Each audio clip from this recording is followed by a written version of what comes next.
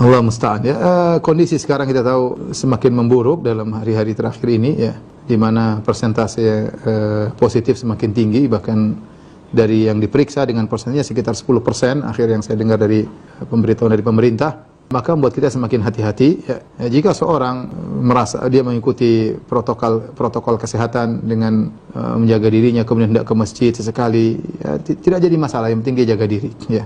Tapi kalau dia lihat misalnya di masjid ternyata orang-orang tidak taat, kemudian protokol kesehatan tidak dikerjakan, ya saya anjurkan cari masjid yang lain. Karena kalau protokol kesehatan tidak dijalankan, terjadi penularan yang kasihan bukan cuma antum, kasihan juga anak-anak dan istri. Kita memberi mudarat kepada anak-anak dan istri. Akhirnya mereka pusing, mereka susah, mereka sedih, kita membuat mereka sedih. Mungkin kita meninggal dunia, mungkin anak juga meninggal dunia.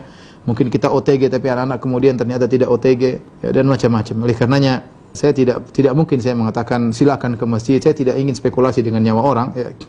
Saya katakan bahwasanya yang merasa dia nyaman dan dia merasa bisa menjaga kesehatan, ya silahkan. Yang merasa masih takut, dia boleh di rumah, ya.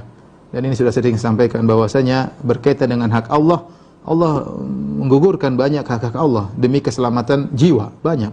Contoh seperti kisah Ammar bin Yasir ketika dia disiksa oleh Abu Jahal, kemudian dia mengucapkan kata-kata kufur, ya. Kufur kepada Allah, tapi Allah enggak ada masalah, yang penting jiwanya selamat.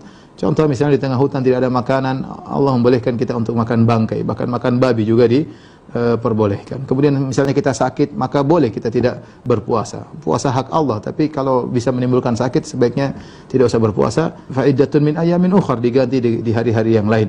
Di antaranya berkaitan dengan salat, bahkan para fuqaha mengatakan kalau seorang kemudian sholat berjamaah kemudian turun hujan, dia boleh sholat di rumah.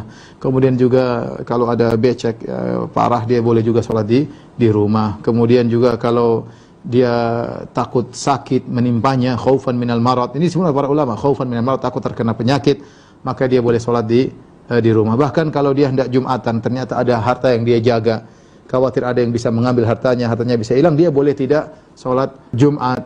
Hak Allah, Allah gugurkan demi kemaslahatan jiwanya dan kemaslahatan hartanya ya. Dan dia bukan berarti tidak sholat, dia sholat di rumah. Dia sholat di rumah menggantikan sholat berjamaah. Maka saya katakan apa yang ditanyakan oleh penanya, sesekali pengen ke masjid, boleh-boleh saja. Pengen sekali di rumah. Yang merasa pede bahwasanya saya alhamdulillah nggak ada masalah protokol kesehatan, ya silakan ke masjid. Tapi intinya masing-masing kembali kepada kondisi tempat, kondisi masjid, kondisi pribadi ya. Selama seorang masih takut, dia boleh sholat di rumah. Keringanan dari Allah Subhanahu wa taala. Wallahu taala alam bisawab.